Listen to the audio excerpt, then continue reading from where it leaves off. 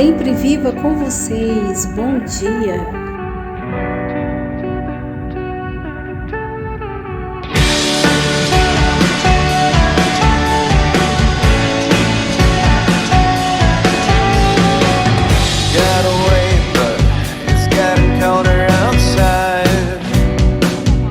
Este vídeo foi gravado em 2011, utilizando o formato AV, em uma câmera fotográfica Sony Cybershot. Rio de Janeiro, simplesmente referido como Rio. A capital fluminense é a cidade brasileira mais conhecida no exterior, funcionando como um espelho ou retrato nacional, seja positiva ou negativamente. É a segunda maior metrópole do Brasil, depois de São Paulo, a sétima maior da América e a 18ª do mundo. A história do bondinho se inicia em 1909, quando o engenheiro Augusto Ferreira Ramos teve a ideia de construir um teleférico para levar as pessoas ao topo do Morro da Urca e do Pão de Açúcar. Na época, o Rio de Janeiro passava por um período de modernização e expansão. Galera, estamos indo no Pão de Açúcar, estamos dentro do bondinho, indo pro Morro do Urca, e do Morro do Urca, Pão de Açúcar, uma aventura incrível, Rio de Janeiro é maravilhoso. Olha lá, ó. A outra descendo. Amor, vocês estão na frente. Você tava filmando o outro descer. E a construção do bondinho era vista como um símbolo desse progresso. Em 1912, o bondinho do Pão de Açúcar foi inaugurado. O bondinho do Pão de Açúcar é um dos principais pontos turísticos do Rio de Janeiro e já recebeu visitantes ilustres como o Papa João Paulo II, o presidente americano John Kennedy e o físico Albert Einstein. Acontecimentos históricos. Em 1931, o bondinho do Pão de Açúcar foi palco de um ataque à bomba, que deixou vários feridos.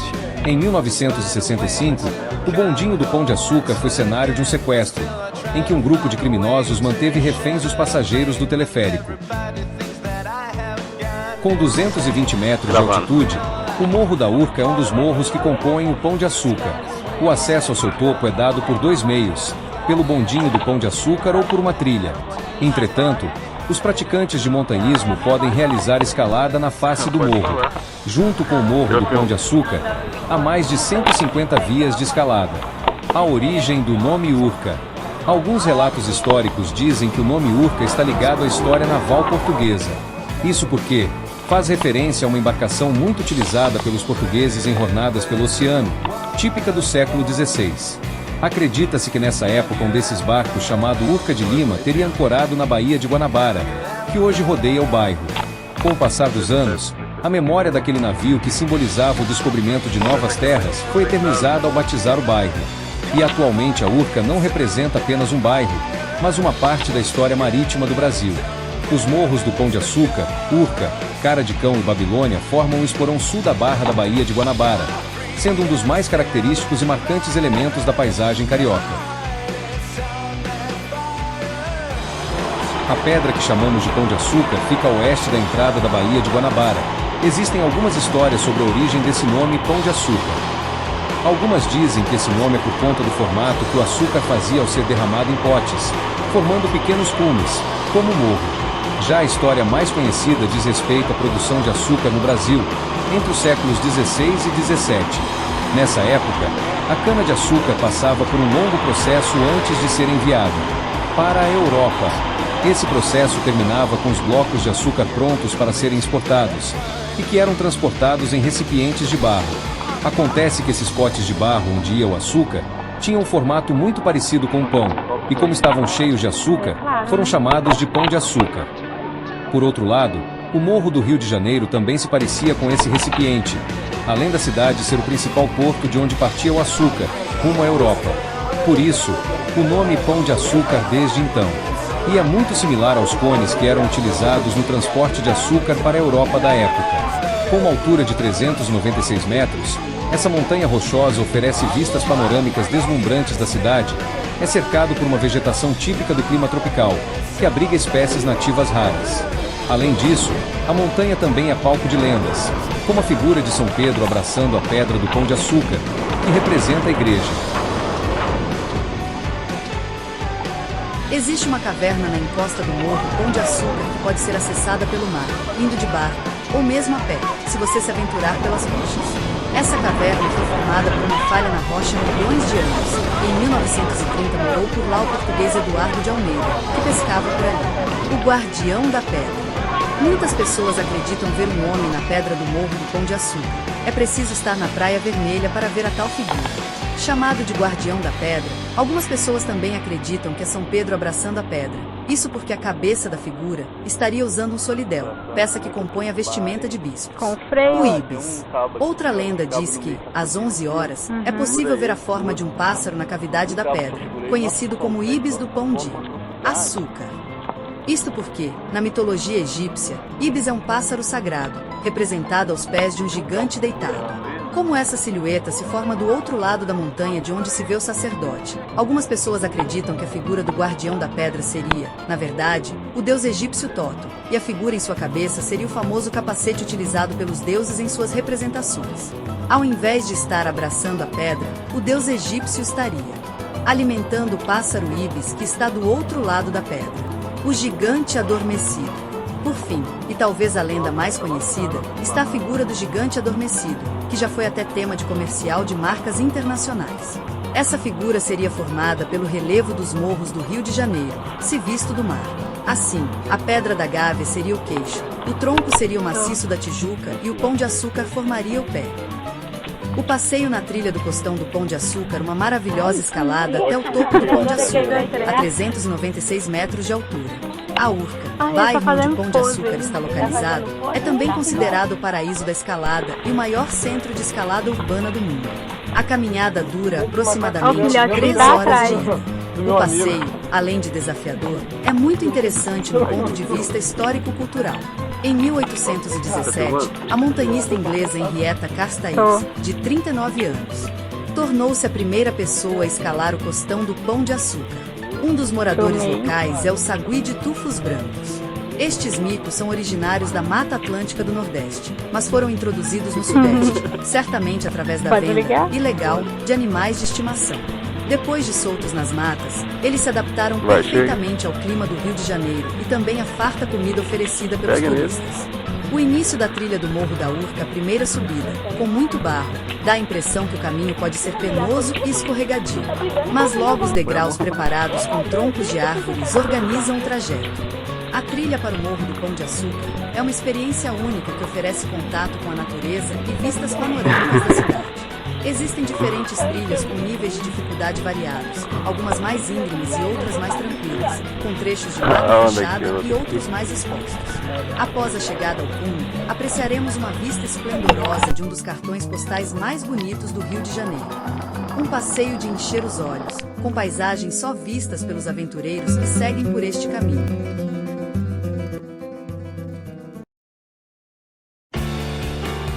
O heliporto ou heliponto no topo do Morro da Urca fica na primeira etapa da subida de bondinho para o Morro Pão de Açúcar, e de lá partem voos panorâmicos sobre o Rio de Janeiro, mostrando aos turistas uma visão única e inesquecível da cidade maravilhosa. Sobretudo, nos roteiros estão os pontos turísticos mais lindos do mundo, como as praias de Copacabana e Ipanema, o Maracanã, Pão de Açúcar e o Cristo Redentor, uma das 7 maravilhas do mundo. Além disso, os roteiros que surpreendem tanto os cariocas, como os turistas do mundo todo. Por ser um lugar bastante procurado entre turistas nacionais e estrangeiros, a opção de sobrevoar o complexo é interessante, já que permite ver diversos pontos de um lugar mais do que privilegiado, sem esperar em filas intermináveis e ter mais tempo suficiente para ver e registrar com detalhes todas as belezas do Rio de Janeiro. Para se ter uma ideia, ao voar sobre o Pão de Açúcar, que tem 396 metros de altura, também se pode ver o Cristo Redentor, o Morro da Urca, a Baía da Guanabara com todos os barcos, a belíssima Praia Vermelha e muitos outros pontos da maravilhosa cidade carioca. A cidade do Rio de Janeiro foi fundada oficialmente, em 1565, pelo militar português Estácio de Sá. Já com a proclamação da República, na data de 1889, o município do Rio de Janeiro tornou-se um distrito federal do Brasil. A partir da criação de Brasília e da ascensão econômica de São Paulo, a cidade perdeu parte do seu poderio político e financeiro. A geografia carioca é caracterizada pelo sítio urbano bastante diverso, composto pela mescla de formas de planícies litorâneas e formações serranas. Por sua vez, a vegetação da capital fluminense é tipicamente de Mata Atlântica. Há, ainda, fragmentos vegetacionais de mangue e restinga. A cidade do Rio de Janeiro é o segundo município mais populoso do Brasil e um dos maiores em número de habitantes de todo o mundo. A economia carioca está alicerçada no terceiro setor.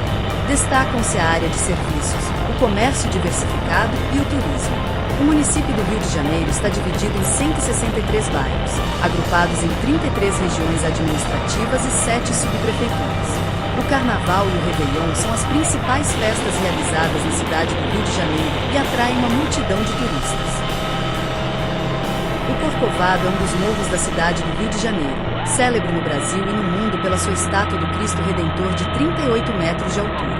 O Morro do Corcovado possui 710 metros de altura e encontra-se no Parque Nacional da Tijuca. O Corcovado situa-se ao oeste do centro da cidade, mas mesmo assim pode ser observado desde longas distâncias. O primeiro nome do Corcovado dado pelos portugueses, ainda.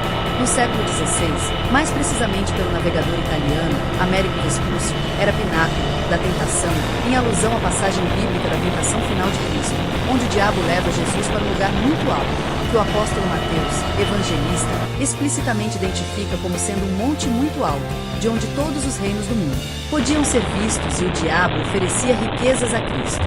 Fatos relatados nos Evangelhos sinóticos, Mateus 4, 1:11, Marcos 1, 12,13 e Lucas 4, 1:13.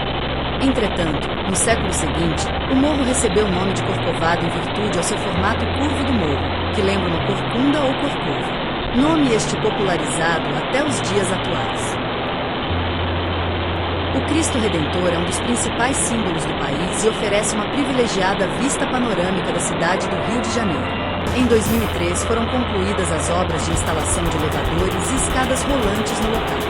Antes, era preciso vencer 220 degraus para desfrutar da paisagem. No dia 7 de julho de 2007, a estátua do Cristo Redentor foi eleita em uma votação uma das novas 7 maravilhas do mundo. A votação teve o patrocínio da ONU, porém, sem ter um caráter oficial. Tudo começou em 1859, quando o padre lazarista francês Pierre-Marie Bols, da Igreja do Colégio Imaculada Conceição, teve o sonho de construir um monumento religioso no alto do Monte Corcovado, que tem 710 metros de altura. O padre registrou essa ideia no livro Imitação de Cristo, de 1903. A proposta do padre começou a materializar-se nos preparativos para o centenário da independência do Brasil, celebrado em 1922. Um ano antes foi aberta uma disputa entre os projetos para o monumento. O vencedor foi Heitor da Silva Costa. Nessa mesma época, mais de 22 mil mulheres fizeram um abaixo-assinado para pedir ao presidente do Brasil da época, Epitácio Pessoa, autorização para a construção do monumento. A ideia era a de que o Cristo fosse construído apenas com doações dos brasileiros. O Cristo Redentor foi inaugurado no dia 12 de outubro de 1931 e contou com a presença de peregrinos do mundo todo. Encontra-se de braços abertos, formando uma cruz, e tem 38 metros de altura, o que equivale a um edifício de 13 andares. Desse total, 30 metros são do monumento e 8 do pedestal. O monumento está preparado para resistir a ventos de até 250 km por hora.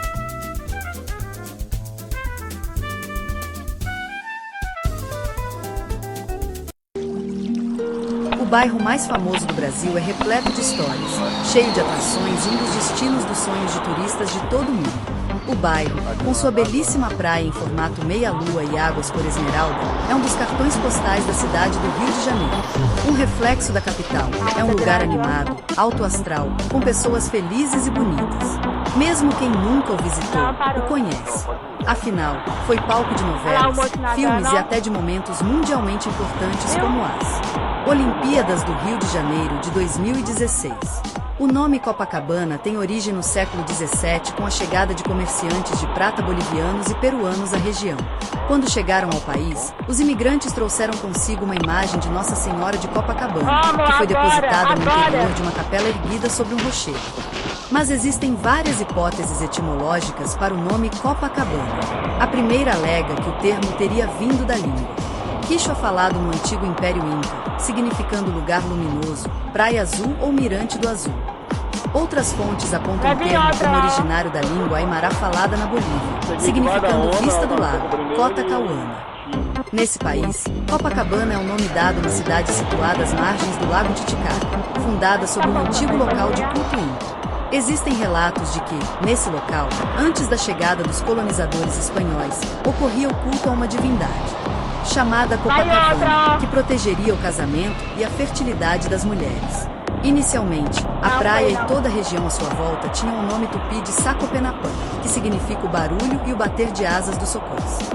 No século XVIII, com a inauguração de uma ermida em homenagem a Nossa Senhora de Copacabana, no rochedo no final da praia, o nome da praia da região foi trocado para Copacabana. É um lugar de muitos serviços à mão, áreas de lazer e locais para passeio, sendo comparado Manhattan, Nova York, Notting Hill e Londres, quando o assunto é praticidade. As atividades ao ar livre em Copacabana proporcionam uma experiência única para todos aqueles que querem sentir a energia tropical da tão famosa cidade maravilhosa.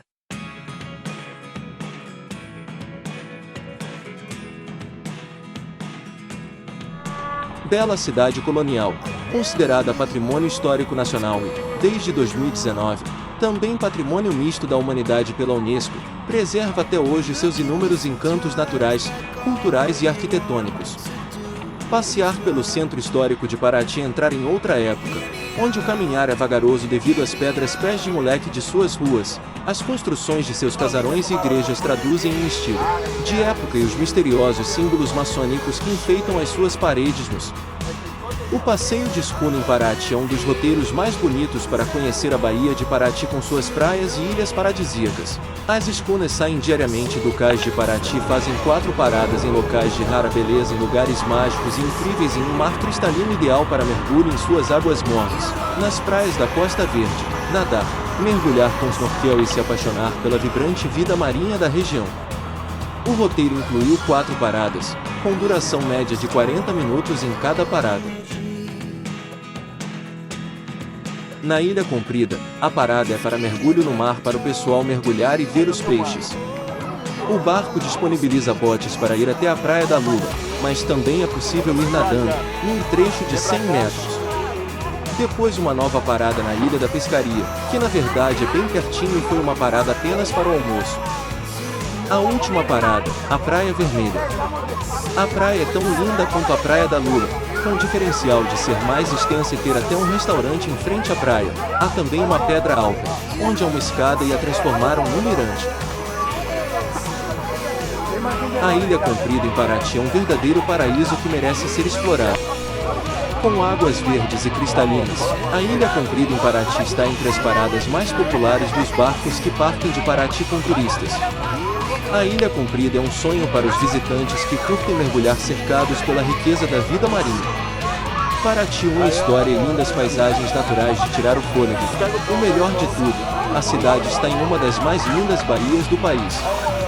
A região, conhecida como Costa Verde, oferece diversas praias e ilhas para quem deseja curtir os dias de sol. E um dos destinos mais procurados desse trecho do litoral é a Ilha Comprida em Paraty, localizada a poucos minutos da Praia da Lula. A Ilha Comprida é um verdadeiro paraíso para quem curte mergulhar.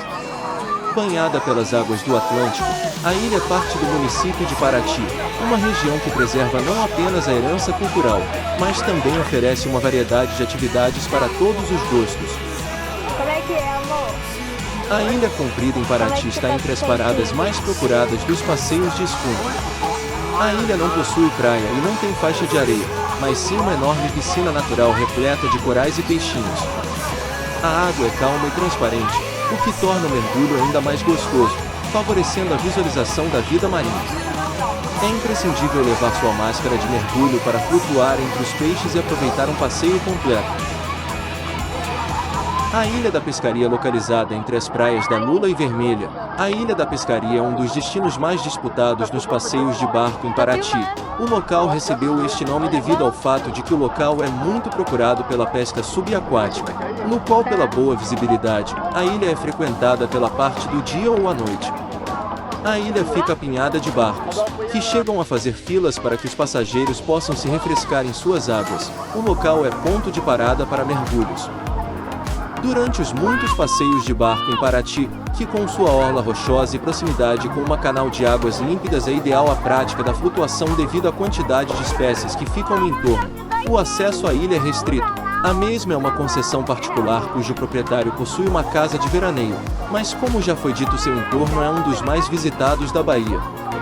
Curiosamente, a ilha é uma das poucas que possui uma fonte de água doce, algo que deu um diferencial para a mesma. Durante muitos anos, a Praia da Lula em Paraty é um daqueles refúgios que combinam natureza e uma vibração tranquila de uma praia quase deserta. Um mar calmo e verde escuro, além da mata preservada ao redor, torna a Praia da Lula em Paraty um local ideal para relaxar e recarregar as energias. A Praia da Lula é um tesouro escondido de Paraty, frequentemente visitado por turistas em passeios de escuna. Localizada em um trecho intocado da costa, esta praia oferece uma vista deslumbrante. Com o verde exuberante da mata encontrando o azul intenso do mar, isso convida os visitantes a relaxarem e apreciarem a tranquilidade do local. Apesar de não contar com restaurantes e quiosques, a Praia da Lula em Paraty oferece sombra abundante sob suas árvores, tornando-a ideal para um piquenique à beira-mar. A praia é acessível apenas por barco, garantindo sua atmosfera serena e intocada. A graciosa Ilha da Cutia oferece águas límpidas e tranquilas para os visitantes. Os barcos que chegam ao local ancoram de um lado e os turistas podem caminhar até o outro extremo da ilha, onde pedras ajudam a formar deliciosas piscinas naturais. O visual está entre os mais belos de Paraty. A Ilha da Cutia, em Paraty, Rio de Janeiro, foi um local de tráfico de escravos e comércio ilegal de ouro durante o período colonial. A ilha tem o formato de um 8, com um estreito no centro, formando uma praia bilateral. As praias de dentro e de fora são interligadas por uma pequena trilha. A viagem de escuna dura cerca de 1 hora, enquanto a viagem de lancha rápida dura cerca de 30 minutos. Os passeios de escuna e lanchas rápidas partem do Cais de Turismo de Paraty. É um dos locais mais abrigados a oeste da Baía de Ilha Grande.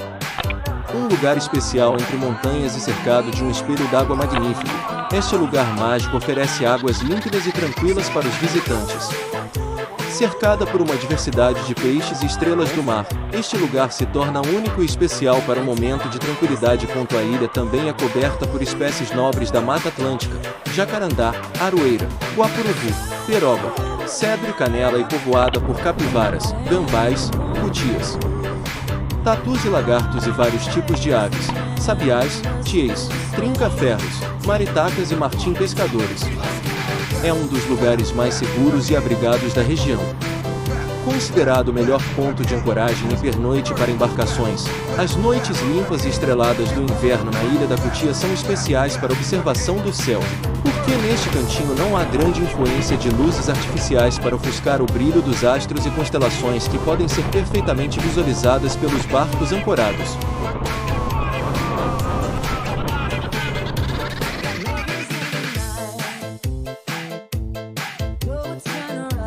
A história das praias de Trindade, em Paraty, está marcada pela luta dos caiçaras contra a expansão imobiliária e pela resistência à destruição da natureza. A história da vila. Trindade foi habitada por indígenas, piratas e portugueses na década de 1970. Uma multinacional tentou expulsar os moradores para construir um condomínio de luxo. A população, com o apoio de artistas e intelectuais, conseguiu vencer na justiça. A Vila de Trindade é um símbolo de hippies. Atualmente a vila vive do turismo. A Praia do Meio é uma das mais famosas e frequentadas praias de Trindade. A Praia do Cepilho é uma das mais bonitas. A Praia do Caixadaço é uma praia tranquila e ótima para o banho. Então vamos lá.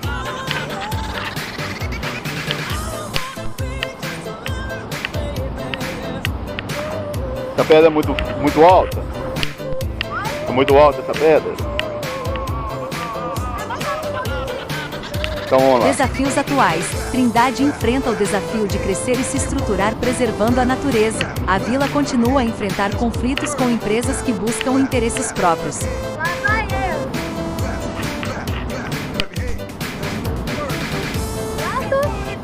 Contam-se muitas lendas de piratas e tesouros escondidos, mas o fato é que Trindade é uma típica vila caiçara de pescadores que já teve que enfrentar o poder do dinheiro e das armas usando a sua capacidade de organização.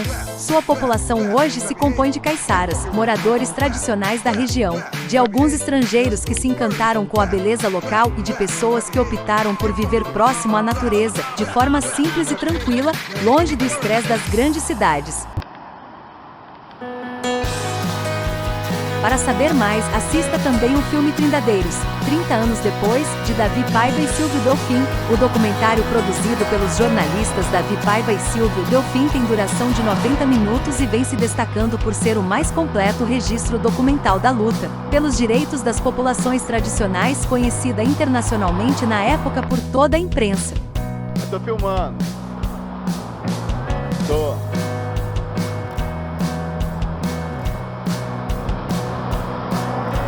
Sai daí, sai daí. Sai daí, aí é perigoso. Entre as praias mais importantes em Trindade encontram-se a Praia do Cepilho, onde o mar é propício à prática do surf, a Praia de Fora, Praia do Rancho, onde os turistas podem se banhar calmamente, praticar mergulho e desfrutar ainda de bares e restaurantes, a Praia do Caixadaço, ou Caixa de Aço, a Praia dos Pelados, Praia de Nudismo, acessível apenas por trilha ou barco, e a praia do meio mais utilizada para o turismo. Existe também a Praia Brava, cuja localização é afastada da vila e tem acesso mais difícil. Atualmente a Praia dos Pelados teria desaparecido devido à ação das águas do mar, deixando no local somente as pedras. Ainda é possível a prática do nudismo no local, que agora é conhecido como Pedra da Figueira, uma pedra grande achatada onde é possível ficar tomando sol ou dela mergulhar no mar. Aqueles que procuravam o local para o nudismo agora migraram para a Praia Brava, onde a prática passou a ser tolerada. Além das praias, Trindade conta com cachoeiras lindíssimas e muito famosas. A Cachoeira da Pedra que Engole é a mais famosa. Os visitantes podem escorregar por um buraco da formação rochosa para acessar uma piscina do outro lado.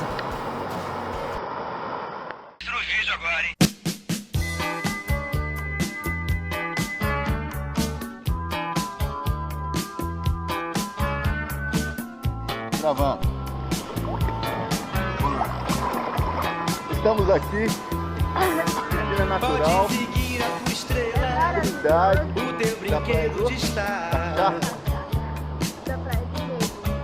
Praia maravilhosa. O Parque Nacional da Serra da Bocaína.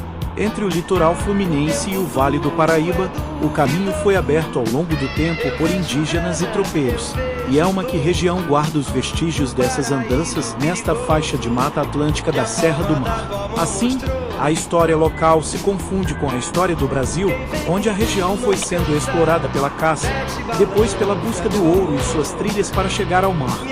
Mais tarde, as passagens foram também importantes na produção da cana-de-açúcar e café do Vale do Paraíba. Em 1971, durante o regime militar no Brasil, foi instituída por meio de decreto federal a criação do Parque Nacional da Serra da Bocaína entre os estados de São Paulo e Rio de Janeiro, com o objetivo de proteger a população das principais cidades da região em caso de acidente nas usinas nucleares de Angra 1 e Angra 2.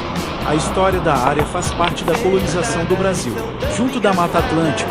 Desde 1992 é reconhecido como Reserva Mundial da Biosfera pela Unesco, o que significa que ali há uma busca pela conciliação entre a conservação da biodiversidade com o uso sustentável do território. Ao todo, o parque abrange diversas cidades históricas do interior paulista, como São José do Barreiro, Areias, Ubatuba e Cunha, assim como Paraty e Angra dos Reis, no Rio de Janeiro. Nos limites de Paraty, a partir de trilhas do Parque Nacional da Serra da Bocaína, chega-se ao povoado de Trindade, nos limites de Paraty, bem perto da divisa com São Paulo. Ali estão as praias do Caixadaço, bem reservadas, de águas límpidas e areias brancas. A Caixadaço, inclusive, é famosa por formar lindas piscinas naturais, sendo um dos passeios mais concorridos da região. O nome da Serra da Bocaína vem do Tupi-Guarani, que significa caminhos para o alto. É uma região de belas praias, postões rochosos, piscinas naturais e pequenos rios com corredeiras e pedras, tendo como pano de fundo a Serra do Mar coberta pela Mata Atlântica. Trindade é o único trecho do Parque Nacional da Serra da Bocaína com atrativos marinhos.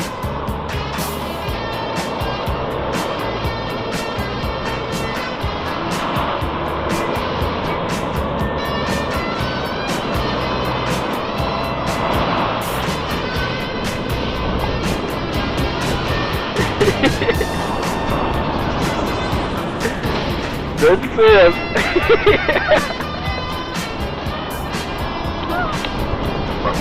Tchau.